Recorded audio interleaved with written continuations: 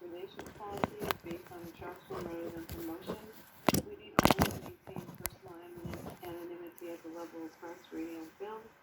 And 12, anonymity is the spiritual foundation of all our traditions and reminds us to place principles before personality. Thanks, Shannon. Thank you, Shannon. Something else you could fix for you is when you want to go to the first meeting of Alcoholics Anonymous. Is there anyone here in the first 30 days of sobriety?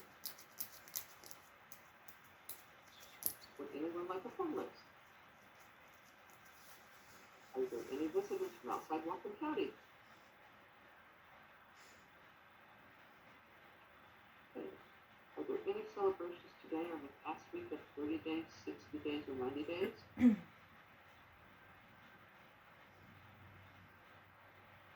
Celebrations of 6 months or 9 months?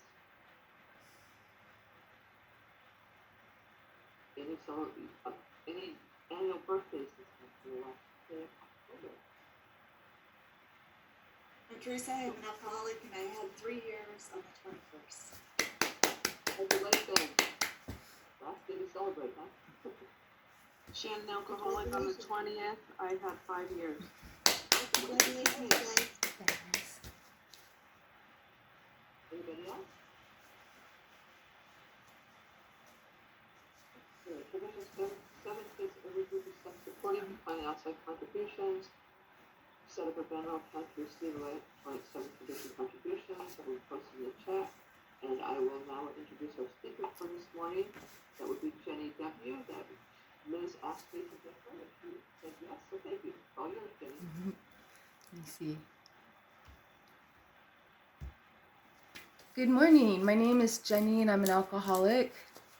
I'm really grateful to be sober, and thank you, Liz, for having confidence in me to be able to pull this off. The good news is I had a practice run at Bellingham Group a couple Fridays ago, so if this is a repeat for you, I apologize for that. I'm really nervous. I feel a little bit more nervous than I did last time because this is Zoom and you guys aren't right in front of me showing me with your eyes and your smiles or your it's hard. This is hard. So I just wanted to be straight up about that. Perhaps you could relate. I had a little article I wanted to share with you guys that I wrote in college. It was my last bi-weekly column in the school newspaper, and 2001 in May, and I studied journalism in college, and so I worked on the school newspaper. It was a lot of fun. Journalism, of course, because I had a drinking problem, and all the great writers, you know. My last column was me admitting I'm an alcoholic, and how I, at that time, wrote it off as part of the college human condition. And I attempted in college to go to some AA meetings, but the joy and the God that people demonstrated in those meetings, no, wasn't having any of it, right? But in my head, I got step 1 down, and that's what I put in my column. And so I left. I was saying, farewell, I'm graduating. I'm a human being. Everything's going to be okay. At least I got step 1 down. And I said, AA works for some, but it's not working for me. Well, Jenny, of course it's not. You didn't really try. But I really did know I had a drinking problem. Graduation, I had to drink a half pint of whiskey and a 6-pack of Sierra Nevada that morning just so I could walk in my graduation ceremony. My mom and my dad came up to be with me, and they were sleeping on my living room floor, and I snuck past them to go get my whiskey at 5-6 o'clock in the morning. 6 o'clock. And I think that is a good way to demonstrate when it was good, when my bottoms looked good. At least I graduated. I want to go back a little bit. My mom and dad both come from super alcoholic and abusive families. I remember as a little girl hearing about Uncle Rod being an inpatient And then, well, Jenny, he has a drinking problem. It was a big deal. I could see the fear in my mom's eyes, you know, but I was young. I didn't know what it meant. Like, for example, I used to get up in the middle of the night and go sneak some water out of the fridge. I thought I had a drinking problem, right? And then, and when I'd see my mom drinking a soda while she's driving, Mom, you're drinking and driving, right? So before I even really knew what alcohol was, I knew that drinking was bad. And I swore I would never do it. And for many years, I did swear off drugs and alcohol. It helped that I grew up in a great home with two parents who really strived to not repeat the same mistakes their parents and grandparents made, you know. And they did their best. Considering they came from super abusive families, they really showed me a lot of love. It might not have been the healthiest way, but I was loved, and I'm grateful for that. So fast forward, college. That was a ticket to self-destruction. By the time I got to college, I was 21, and 2 weeks into my living alone experience, the cops were already being called on me for welfare checks. I fell asleep on the phone with my cousin, started hiccuping, and she just lost me. All she could hear was me hiccuping in the background. And so she called the police department. She was concerned. The police came, broke into my apartment, and I was laying on the floor in a puddle of my own urine. You know, that was the beginning of my university experience. I didn't know that any of that happened, of course, because I was blacked out. And I heard about it from my cousin the next day. And parched, guys. Give me just a second here.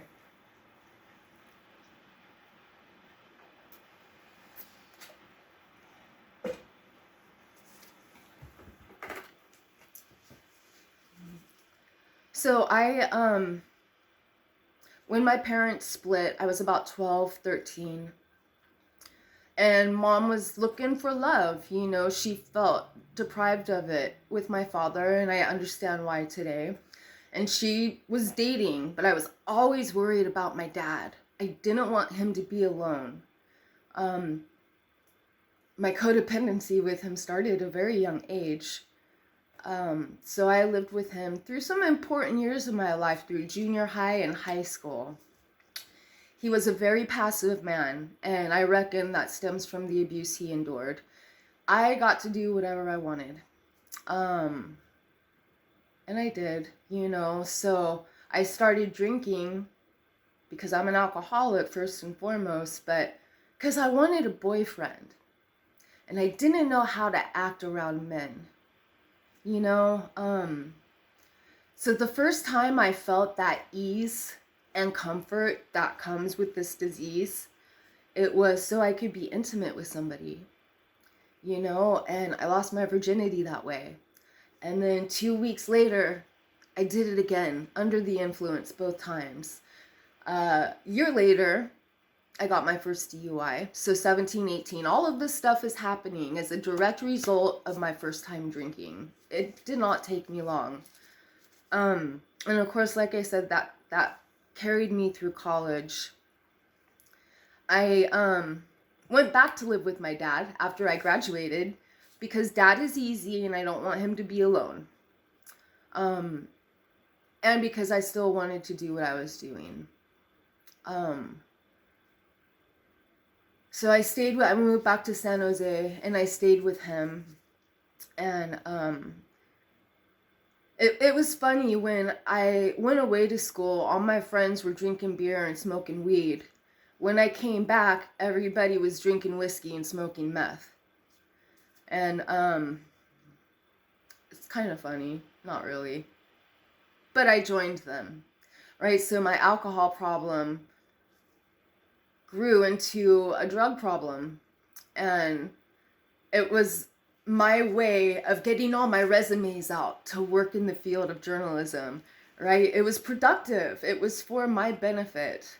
Thank God the uppers didn't stick with me too much. I'm definitely a downer type of girl, but it was not a great way to start my new life as an adult. not a good way to show my dad I was worthy of his trust. 2 years later, I hit my San Jose bottom. Finally started drinking at work. I was a morning manager at a coffee shop. And people were telling me, we smell alcohol on you. So I checked myself into a rehab. It was a county rehab, right? So I'm pretty sure I was one of few ladies who was there by choice. And it was great, actually. When I left on my own. It was 28 days in, and damn near thought I was a lesbian all of a sudden. It was weird being with girls that long, you know? But I felt sober joy for the first time, and I thought I was cured. You know, I can do it. I can stop drinking, because I hadn't showed myself that in 8, 9, 10 years. And on my way home, it seemed like celebrating with a half pint of whiskey was a good thing to do. And no, that was terrible. My daily routine for years after graduation was work 5 to noon, stop at the liquor store. And in San Jose, I lived in a place where there's like a liquor store here, a liquor store here, and one over here. And so it became my daily routine, only half pints. But on my way home from work, I'd go home, I'd pass out, I'd wake up around 4, go to the next liquor store, fall asleep, pass out, and then 1:30 in the morning, I'd walk to the other one, right? And I, when I woke up again, everything was closed. So it became my habit of calling up KGO News Talk, that's a Bay Area talk station, and vented about Bush. That was my routine. Work, sneak whiskey, and talk shit on the radio. I enjoyed the talking shit on the radio. I still had a soapbox bigger than me left over from college, right? Like that's what all my columns were about, was me telling you how effed up your consumption is. Driving those evil monolith Escalades and stuff. How dare you? Anyways, I've come down off that soapbox, okay? I have a 6-cylinder Subaru, for crying out loud. Like my fast big cars. So, but it was bad, you know? Like I had this chip on my shoulder, and it was fuel for my perceptions, disease perceptions of the world. I apologize for jumping around. This is not easy for me right now, and I know it's not smooth with my story. And again, the Zoom thing. But I'm happy to be here, okay? Happy to be here. Fast forward to Jenny's bottom in San Jose. I finally lost my job at the coffee shop. And just got out of rehab. Didn't go back to the coffee shop. Tried to stop drinking again on my own. Before I was moving out of my apartment, I was going to be homeless soon. So I was like, yeah, I need to stop drinking now. My plan was to do that, pack up my truck, and move back up to Humboldt on my credit card. That was my plan. And the guy that was going to take my spot in the apartment was trying to help me with some Wellbutrin, which apparently you're not supposed to take when you're detoxing off of sedatives or alcohol. So that night, I began hearing voices. And they stayed with me for 3 days. That night, it was kind of creative and beautiful at first. I heard music. And then I heard my guardian angel. And then I heard fear. What a piece of shit I was. And then the voice said over and over in my head, and this is after a day of experiencing the psychosis, that night it says, your mother doesn't love herself, your mother's going to kill herself. Your mother doesn't love herself, your mother's going to kill herself. She lives in San Luis Obispo. I'm in San Jose. I'm 3 hours north of her. But suddenly, I need to jump in my truck and drive like a maniac down to San Luis Obispo to stop her. Thank God I got picked up in Salinas. because the voices told me she was in a random house in a random neighborhood. And I was scaring the people that lived there, banging on the door, let me in, my mom's gonna kill herself. Salinas PD picked me up, and I'm so grateful to them. You know, that they could have been super punitive, but they took me to the hospital instead. And I am happy to say I got to make amends to Salinas PD a couple years later. But that was my first experience and my last with psychosis. I stayed sober. I did, and I did exactly what I planned on. Packed up my truck, moved to Humboldt, lived in my truck until I got another job, which I did, sublet a place, which I did, and ultimately I moved in with the guy who had a couple years sober in AA. This is perfect! I'm gonna stay sober too! And I'm not gonna go to meetings or anything, that's what he does. And so I did. I haphazardly put the pieces back together and felt some gratitude, not joy though. I was definitely dry. But just like when I left rehab, I showed myself I could do it. And began drinking mouthwash at work. And did that for a while until I and eventually half pints of vodka, because you can't smell vodka, right? And one morning I thought, you know what, I'm gonna get a whole pint. I blacked out at work. Made a fool out of myself. Didn't remember any of it. I came back to work the next morning like nothing happened, because for me, nothing happened, right? They were so kind and gracious with me, and I just diplomatically put my head down and said, I'll leave now.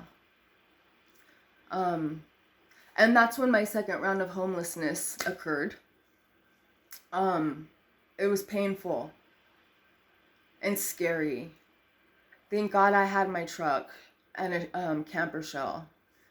But it was scary. I had some guy who I thought I was madly in love with, who I drank with, right? And he'd come stay with me in my truck sometimes, and then he'd disappear for days at a time, and it just was terrible. It was terrible. It hurt, and I was in fear all the time. And just like, I remember one time drinking to keep myself from vomiting. You know, and then I'd dry heave, but I'd still like try to keep it down. It was awful. I was just so very sick. We went to some crack house to go stay with some crackhead friends of his one night, and everybody drank some opium tea. I was the only person up and utterly bewildered and suicidal. I was at the jumping off point. And I figured out how I was going to take my life that day. And I remembered from those 2 times I went to AA in college, one thing that stayed with me, and I'll always be grateful for this, is you only have to be willing to believe in something greater than yourself. And I had some time on my hands. Why not try prayer? Why not? Not coincidentally, and I know that now, some guy showed up at this house 5 o'clock in the morning. He was either there to deliver drugs or get drugs. I don't know. But he was effing scary, okay? Like tattoos on his face, big, all yoked and whatnot. Like normally I would be afraid of him. I wouldn't be afraid of him today, now that those are my homies, right? But at that time, I should have been afraid, but I was going to kill myself. So he actually had enough grace and kindness to be like, what's wrong with you? And I told him, and he's like, check it out. I know somebody who owns a clean and sober house. Let me make a call. I was in there that night, and I stayed sober for 6 years. Thank you, guy with Humboldt tattooed on his neck and face tattoos. He was my angel. He was my angel. And I'm so grateful that I had to be on blackout for 30 days. I got babysat, and I had to go to meetings with my housemates, and it was really cool. I'm really grateful for that time I had in Humboldt. You know, I went to meetings, I learned what fellowship looked like. I'd become willing to believe in something greater than myself, so I rolled with that. And got my mom back, got my dad back. It was a good time in Humboldt.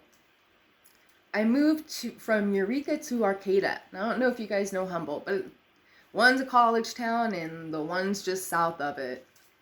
And I got my feelings hurt by a girlfriend in AA. And resentments. That's what happened, resentments, you know. And historically, I'd always turned down pain meds from my doctor. But suddenly, the 10 milligram Vicodin seemed like a great idea. 120 a month of 10s. And I enjoyed those. And finally had a dream come true of getting a job with the state of Washington, and I moved up here 10 years ago. It's unfortunate I had to move under those circumstances. Like, technically, it wouldn't have been a geographic, right? Like, it's something I strive for years before my sobriety and recovery. And it happened, and man, I know I'm not supposed to have regrets. Not supposed to shut the door on it. I can't shut the door on it. My brain won't let me. But those 6 years prior to my 4 years of sobriety now, by the way, they were brutal, man, in really bad relationships with really good people, you know, but I learned what jealousy can do to a person, and they were very controlling. I didn't have friends. I couldn't even hang out with my cousin. You know, it was crazy. And drinking hurt so bad, but I was drinking, and meanwhile burning a hole in my esophagus more and more and more every day, dry heaving. I had surgery for that 2 years ago, and it worked. Thank you, God. My stomach was so far up my esophagus, it was attached to my lung. And that could have killed me. I'm really grateful I had the procedure. And got a second opinion, because the first lady was yelling at me, "You don't need a surgery, you're not, blah, blah, blah." She was rude. And I'm glad I got a second opinion, because yes, I did, and it probably saved my life. So if you take nothing else from this share today, get a second opinion. Oh, and if you hear voices, don't listen to them.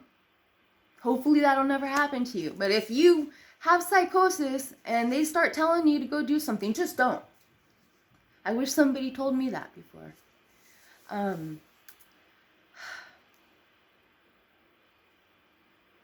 I started taking Subutex, which is a pill for opiate withdrawals, because I couldn't drink anymore. And I met this girl in my apartment complex who was dealing. And so suddenly I went from drinking to popping pills. And I did that for a good 2 years. When she went to jail, I didn't have anything. Drinking was not an option for me anymore. I was having some issues with my printer at work, which, by the way, at the time I was a state employee. I still am, but different department now. My printer was broken, and a lady comes around with the can of dust off and plops it right in front of me. And suddenly I'm thinking back to this time in college where we went to a movie about coke heads, and then we huffed the can of dust off. Before I could even finish the thought of, I remember back in college, I was already taking a hit off this can of dust off, you guys. And that quickly became my demise and kicked my ass into my recovery again. And see, once again, I had started going to meetings haphazardly. I was loaded the whole time, but I felt justified. Like, step one, no, it's manageable. I take these pills so I can be social, right? Nobody knew I was still getting loaded, and I couldn't hide it with the dust off. I don't know if I should be talking about drugs here. I'm sorry if I shouldn't be. I don't really know what your traditions are with this group, but let's just say that whooped my ass quicker than anything ever has anymore. I was chasing that dust off, right? And I kept getting caught because people kept calling the cops on the little redheaded girl huffing in her car. So, I'm grateful for that. It truly is a miracle. I'm not dead right now. But lots of ordeals with the cops. Finally, I crashed my car, and I went to jail. And now I had gone to jail before, but catch and release, with the Deweys. But this time they booked me. They were tired of seeing my faded ass all over town in like a span of 2 weeks. So I went to jail. Spent a week in there. Didn't ever want to go back, but I was still so sick. I was ready to go to rehab. I was making calls and everything, but no place could get me in immediately. And I didn't want to do it here. I was like, I have good insurance. I want to go someplace in Southern California and go swimming. Being stupid about it and picky. But a place did open up for me. And I finally got there. Even though I got caught huffing once again, I faked having an anxiety attack, and I started hyperventilating, and that actually saved me from going to jail. They called the paramedics and took me out of the back of the police car, so I can't believe I got away with that. I don't recommend it, though, because ultimately I did hyperventilate just from forcing it, so... Rehab was the greatest gift I could have ever given myself. And I finally became willing, right? Because I was totally out of control. But the years prior, no, I don't need rehab. I know where the solution is. But, the solution doesn't work unless you work it.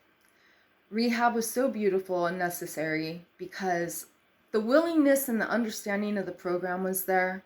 But I needed to get away from certain things. The obsessive, jealous boyfriend, the job, my dogs, my car, my life as I know it, because everything was a trigger for me.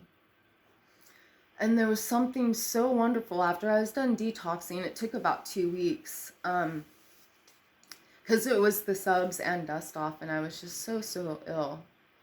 But after that, I felt really connected to the ladies there. There's something really magical, and this is kind of a paradox actually, but there's something really magical about coming from the gates of hell with another person. And what I didn't realize, after I left rehab, I was really sad to go, actually. There's something special about being with my sisters from the gates of hell and not having my phone to distract me all the time. No boys, no phones. I started coloring, started smoking too. Started smoking at 40, you guys. I don't recommend that shit. What I had forgotten was I had an army of brothers and sisters waiting here for me when I got back from rehab. I love you guys. I've been sober since, so for my birthday 7/7/17. And I have to admit, there's some days where it was just those numbers kept me sober. Like, I love my 3 sevens! Most days it's just gratitude and faith and hope and meetings. I got a sponsor. I work steps. I struggle with the sponsor thing, guys. If I'm gonna have full disclosure here, I do not have one right now. I've struggled with sponsorship the whole time I've been trying to do this thing, and I recognize it's not a defect of character. It would be really easy to just write it off as, I'm just not a sponsorship type of girl. But that's bullshit. And when I've sponsored other girls, it's brought a lot to my life. But I just don't feel like I can sponsor people if I'm not getting sponsored myself.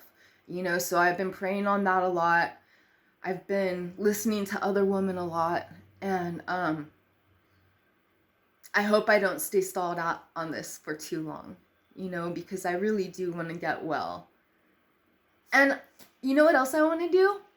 I wish I spent more time talking about what it's like today. Cliff notes. This year has been hard for many reasons. Health, COVID, politics, isolation. But I'm sober. And it's so great to join you here, that this is even an option for us. And to get back to my home group at Dry Dock and just be with my army again. My life is so different today. The joy, to really be connected to my higher power, and that's what's different from last time.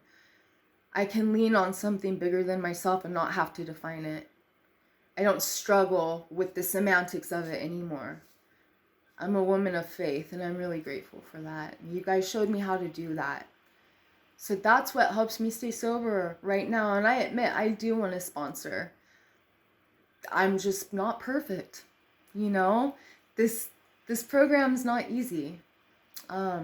Still stuck in my head a lot. I was reminded this last year just how insecure I am. What a piece of shit I think I am. God has seen fit to put a wonderful man in my life. A godly man, a beautiful man. And sometimes my insecurity comes out tenfold with him, because he is also a man of faith, and he works a really good program. I can't hold a candle to his, but shame on me for even trying. I recognize that's something I gotta work on with him. Because in my head, he's better than me. He's too good for me. And I always reel myself back, because it was my program and my spirituality that had attracted him to me initially, So we all have our ebbs and our flows, and how nice to share that with somebody who's going to show you grace in spite of your insanity, I got some great friends and just a ton of love, you guys. I'm going to close it up here with dun, dun, dun, dun. The last 15 years of my life have been rich and meaningful. I have had my share of problems, heartaches, and disappointments, because that is life. But also I have known a great deal of joy and peace. That is the handmaiden of inner freedom. I have a wealth of friends, with my AA friends, and an unusual quality of fellowship. For to these people I am truly related, first through mutual pain and despair, and later through mutual objectives and newfound faith and hope.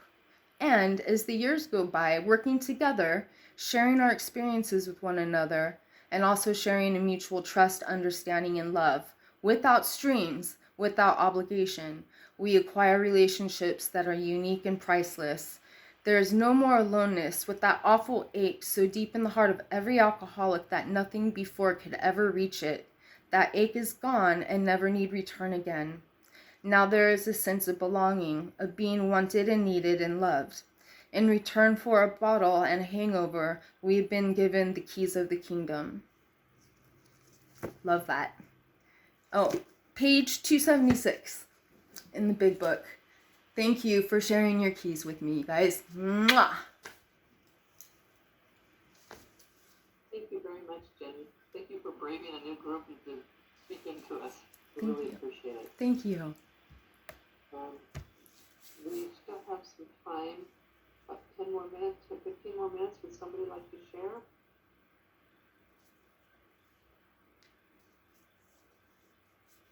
Don't all raise your hands at once.